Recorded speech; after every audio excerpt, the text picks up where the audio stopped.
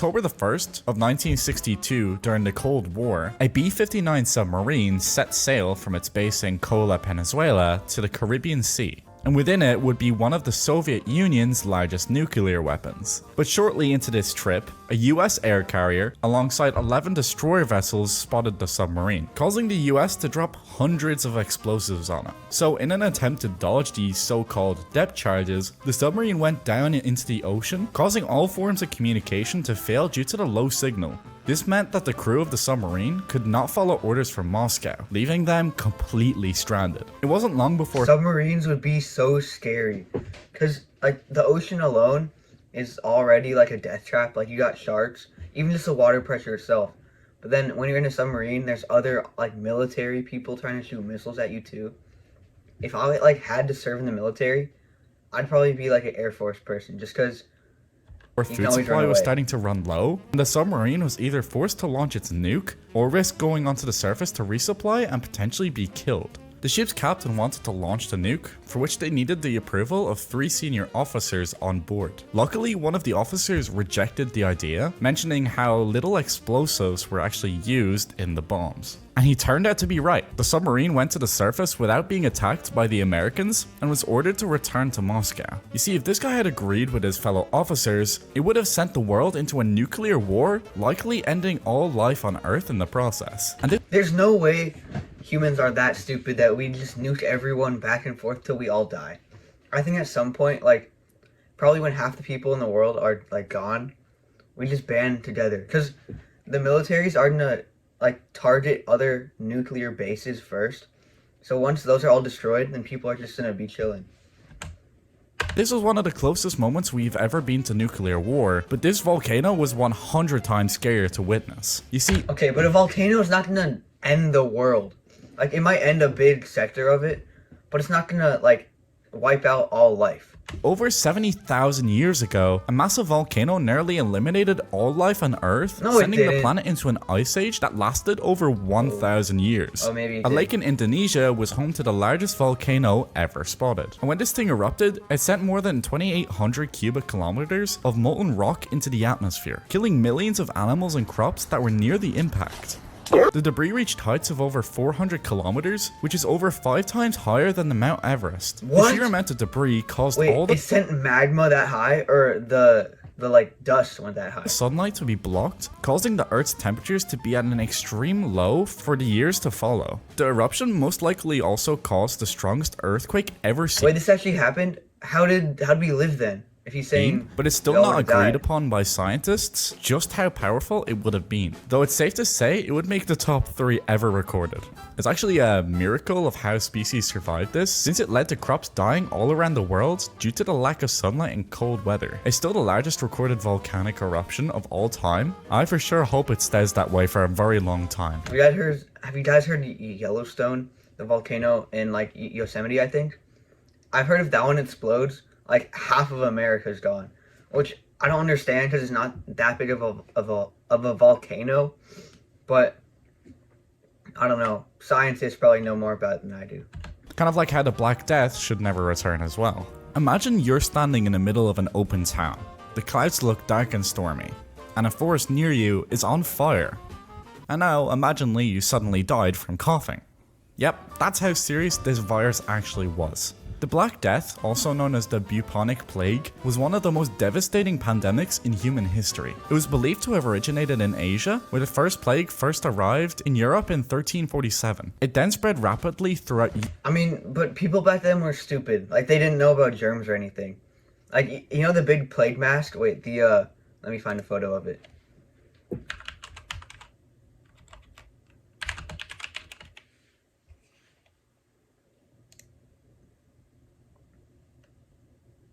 Yeah, this like crow looking thing. They used to put spices in the nose because they thought like the smell of death is what killed you. Not the germs itself, but the smell. Which, I mean, kind of made sense, but I don't know. Europe via trade routes, being transmitted primarily through black rats, which were commonly found on merchant ships in cities. The disease was extremely deadly, to the point where almost 60% of Europe was killed in a matter of years. The doctors knew very little about the disease. To get started in data analytics, you don't need previous experience or a degree. The Google Data Analytics Certificate at the time, believing it was God punishing people rather than an actual illness, which is a big part of how it's claimed so many victims nowadays. The Black Death was also a huge issue in Asia, but it's unclear just how much it treated society, as there's not really much documentation around the actual incident.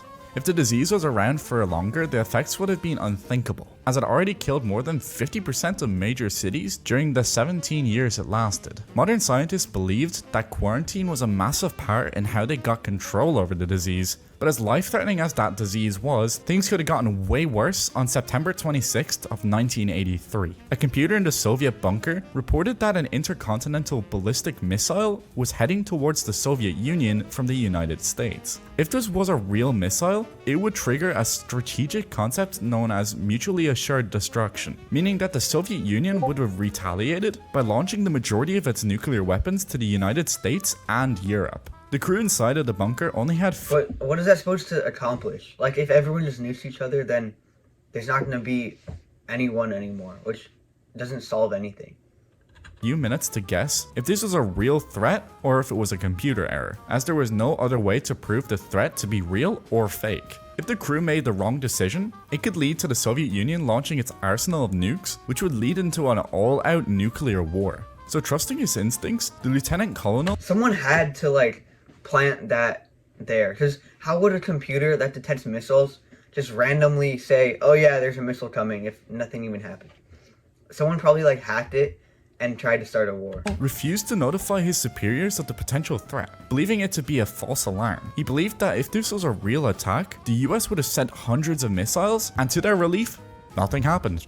It turned out that the false alarm was caused by a rare alignment of sunlight on clouds that had hit the satellite, and after several more close calls, it was taken out of service. But if the colonel hadn't followed protocol that day, it would have ended humanity as we know it, kind of like how in 1999, over $800 billion was spent to counter the Y2K bug. The Y2K bug is known as one of the biggest possible computer bugs ever recorded, with close to $1 trillion going into preventing it from happening. The bug came into existence from the way that computer systems worked at the time, because computers would only read the last two digits of the year, meaning the year 2000 would be the exact same as 1900. Predictions of what this bug would cause ranged from planes falling out of the sky to nuclear missiles failing, which would have ended up causing a nuclear war. So pretty much anything that— If the computers all go down, it doesn't mean nukes are just going to be sent across randomly into other countries.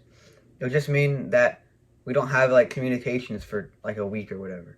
used a computer at the time was vulnerable to the bug. Even things like electrical grids and prison systems, all at risk. Fear of the bug started in 1959, which is the first time that the US government would begin to spend money on the problem. It started with just $1 billion, but as more predictions of the consequences came in, more money would begin to be spent, to the point where close to $1 trillion went into updating all computer systems in the US alone. The Americans were not positive that the Russians were capable of updating their nuclear systems at the time, which is for a short while tensions were at the same height as during the Cold War, kind of like the tensions that were seen on September 17th of 1966.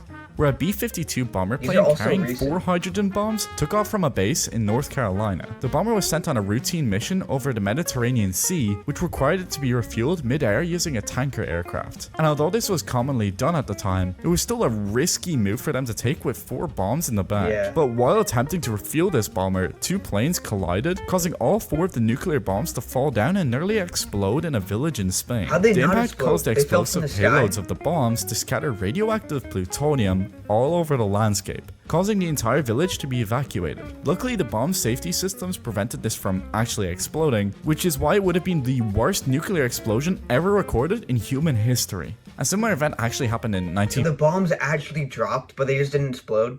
That's so lucky. 1958, where the United States lost an 8,000-pound nuke in a plane crash, which is still not being found all the way to this very day. So there's someone out there with an 8,000-pound nuke that we just don't know, like, who it is? What they can just send at any time. I mean, I know they need, like, stuff, like a propeller system or whatever to send it, but someone has possession of an 8,000-pound nuke. It's told that the US is still missing 6 of its nukes, and it's scary to think about those hands that they might have ended up in. But that's not How as do you scary as lose the a trading nuke? tape. they're in military bases and they're like big old, they're nukes, they're rockets or whatever. They're like thousands of pounds. How does it just go missing?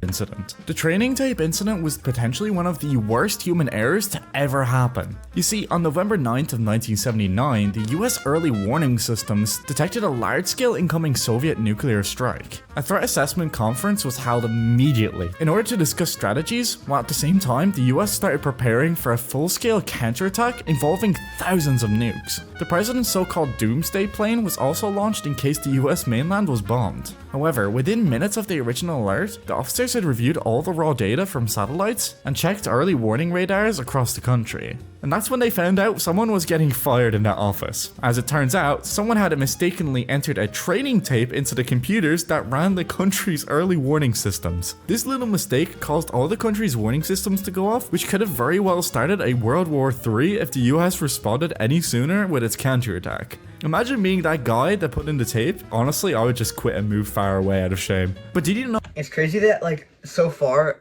most of the list has all been like human-made stuff. Like humans have the power to destroy everything on Earth. There's only been one that was like the Black Plague. I mean, no, and the volcano too. In the next few thousand years, WR104, a triple star, is expected to explode in a supernova. And as a result of this, it's predicted that the world will produce a so-called gamma ray burst that could very well end all life on Earth. These bursts are extremely energetic explosions that are called the most powerful. Yeah, but that's not for like a long time, so we don't have to worry about that for. Today, The sun's not gonna tomorrow, explode not too. next week. But no one Today cares about is the that day. because I hope you will we're gonna go donate. on day. Class of explosions in the universe by NASA. And these things are no joke. They shoot out a massive ray of gamma, which will completely set our atmosphere on fire, which will kill at least like 75% of the world's population. And these things look like a literal Death Star from Star Wars when they fire. And as deadly as the phenomenon will be, it does look really cool. We've talked about nuclear bombs a few times so far in this video, but this video wouldn't be complete without talking about the man behind it all, Mr. Oppenheimer. While they were developing the first ever nuclear bomb, there was a real scare that this device could start a chain reaction.